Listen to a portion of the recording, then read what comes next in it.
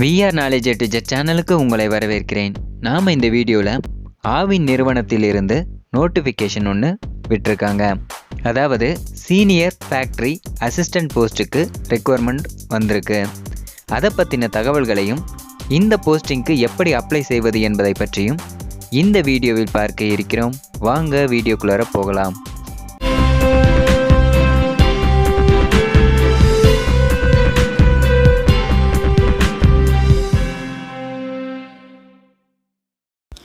இது வரைக்கும் நம்ம சேனலை சப்ஸ்கிரைப் பண்ணலன்னா சப்ஸ்கிரைப் பண்ணிக்கோங்க.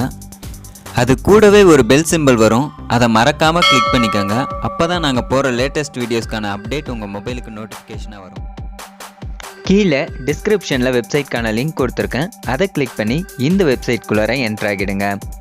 இதில் நீங்கள் இந்த இடத்துல உள்ள செக் பாக்ஸை கிளிக் பண்ணிங்கன்னா ஆன்லைன் அப்ளிகேஷன் ஃபில்அப் பண்ணுவதற்கான லிங்க் ஷோ ஆகும்.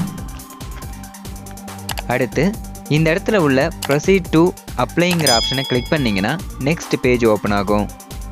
நீங்கள் இந்த ஃபேக்ட்ரி அசிஸ்டன்ட் போஸ்ட்டில் எந்த டிபார்ட்மெண்ட்டுக்கு அப்ளை பண்ணுறீங்களோ அந்த டிபார்ட்மெண்ட்டை செலக்ட் பண்ணிக்கோங்க. இதில் பார்த்தீங்கன்னா dairy, lab, animal husbandry, admin, marketing, என்ஜினியரிங்கான டிபார்ட்மெண்ட்ஸில் எந்த டிபார்ட்மெண்ட்டில் உங்களுக்கு ஜாப் வேணுமோ அந்த டிபார்ட்மெண்ட்டை செலக்ட் பண்ணிக்கோங்க. ஒவ்வொரு டிபார்ட்மெண்ட்டில் எவ்வளவு காலி பணியிடங்கள் உள்ளன என்பது இந்த இடத்துல கொடுத்துருக்காங்க. மொத்தம் 460 காலி பணியிடங்கள் உள்ளது. அடுத்து எந்தெந்த டிஸ்ட்ரிக்டில் எல்லாம் வேக்கன்சி உள்ளது என்பதை இந்த இடத்துல கொடுத்துருக்காங்க. இதில் உங்களுக்கு எந்த டிஸ்ட்ரிக்டில் ஜாப் வேணுமோ அந்த டிஸ்ட்ரிக்டை செலக்ட் பண்ணிக்கோங்க. இந்த ஜாபுக்கு எவ்வளவு சேலரின்னு பார்த்தீங்கன்னா 15,700 இருந்து 50,000 வரை சேலரி கொடுப்பாங்கன்னு சொல்லியிருக்காங்க. அடுத்து இந்த இடத்துல உங்களுடைய இனிஷியலை டைப் பண்ணிக்கோங்க. இந்த இடத்துல உங்களுடைய நேமை டைப் பண்ணிக்கோங்க. இந்த இடத்துல உங்களுடைய அப்பா பெயரை டைப் பண்ணிக்கோங்க. இந்த இடத்துல உங்களுடைய அம்மா பெயரை டைப் பண்ணிக்கோங்க. இந்த இடத்துல உங்களுடைய டேட் ஆஃப் பர்த்தை கொடுத்துக்கோங்க. நீங்கள் டேட் ஆஃப் பர்த் கொடுத்தவுடன் உங்களுடைய வயது ஆட்டோமேட்டிக்காக இங்கே ஷோ ஆகும். இதற்கான ஏஜ் லிமிட் பார்த்தீங்கன்னா 1/7/2020 உங்களுக்கு வயது 18 ஆகி இருக்க வேண்டும்.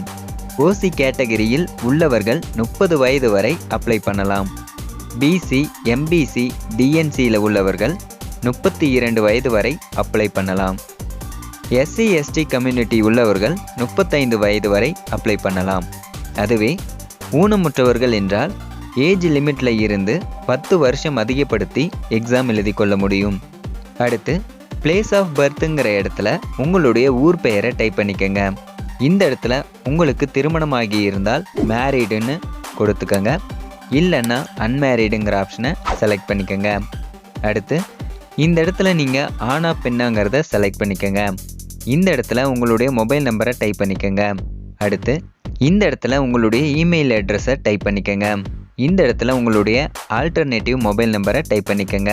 இந்த இடத்துல உங்களுடைய நேஷ்னாலிட்டி இந்தியன்கிறத டைப் பண்ணிக்கோங்க. இந்த இடத்துல உங்களுடைய ஆதார் நம்பரை டைப் பண்ணிக்கோங்க. ஆதார் நம்பர் எப்படி டைப் பண்ணணும்னு இந்த இடத்துல கொடுத்துருக்காங்க. அதே போல் 4 டிஜிட்டுக்கு ஒரு முறை இடைவெளி விட்டு டைப் பண்ணிக்கோங்க. அடுத்து உங்களுடைய மாவட்டத்தை செலக்ட் பண்ணிக்கோங்க. இந்த இடத்துல உங்களுடைய தாய்மொழி எதுவோ அதை டைப் பண்ணிக்கோங்க. இந்த இடத்துல உங்களுடைய மாநிலம் எதுவோ அதை டைப் பண்ணிக்கோங்க.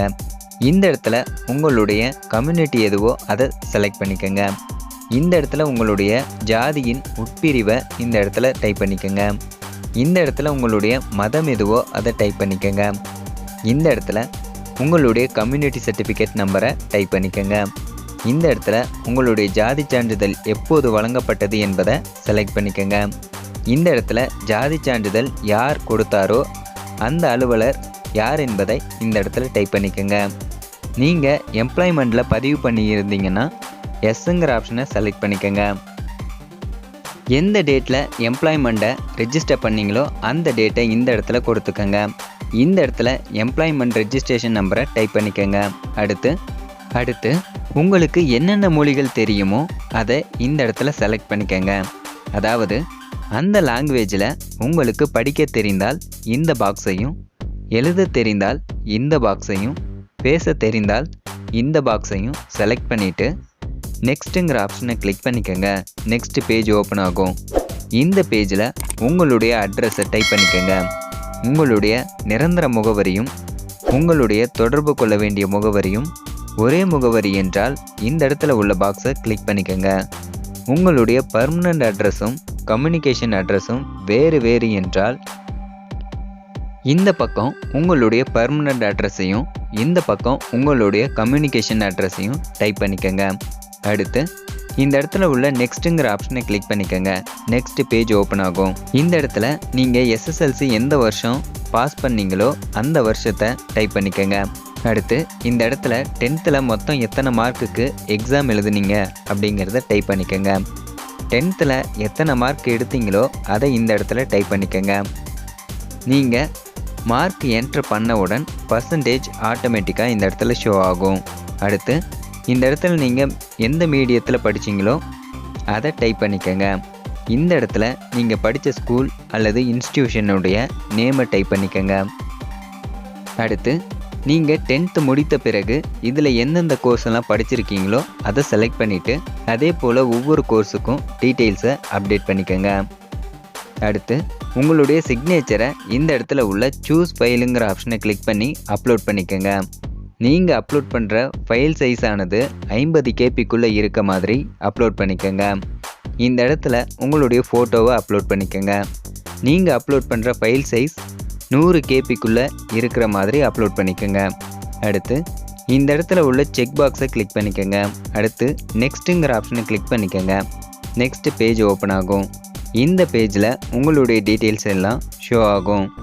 அது எல்லாம் கரெக்டாக இருக்கான்னு செக் பண்ணிவிட்டு ஃபினிஷிங்கிற ஆப்ஷனை கிளிக் பண்ணிங்கன்னா நெக்ஸ்ட் பேஜ் ஓப்பன் ஆகும். இந்த அப்ளிகேஷனுக்கு ஃபீஸ் பார்த்தீங்கன்னா SC STயாக இருப்பவர்கள் 100 ரூபாயும் BC MBCயாக இருப்பவர்கள் 250 ரூபாயும் பே பண்ணணும். இந்த அமௌண்ட்டை நீங்கள் debit card, credit card, net banking மூலமாக பே பண்ணிக்க முடியும். பே பண்ணிட்ட பிறகு thank you application has been received சக்ஸஸ்ஃபுல்லின்னு ஷோ ஆகும். அடுத்து கிளிக் ஹியருங்கிற ஆப்ஷனை கிளிக் பண்ணிங்கன்னா உங்களுக்கான அப்ளிகேஷன் சக்ஸஸ்ஃபுல்லாக சப்மிட் ஆகிடும். இந்த அப்ளிகேஷனை ஃபில்லப் பண்ண கடைசி தேதி 5/12/2020 அன்று 5:30 PM வரை அப்ளை பண்ணலாம். இந்த வீடியோ உங்களுக்கு பிடித்திருந்தால் லைக் பண்ணுங்கள், ஷேர் பண்ணுங்கள், கமெண்ட் பண்ணுங்கள், மறக்காமல் சப்ஸ்கிரைப் பண்ணுங்கள்.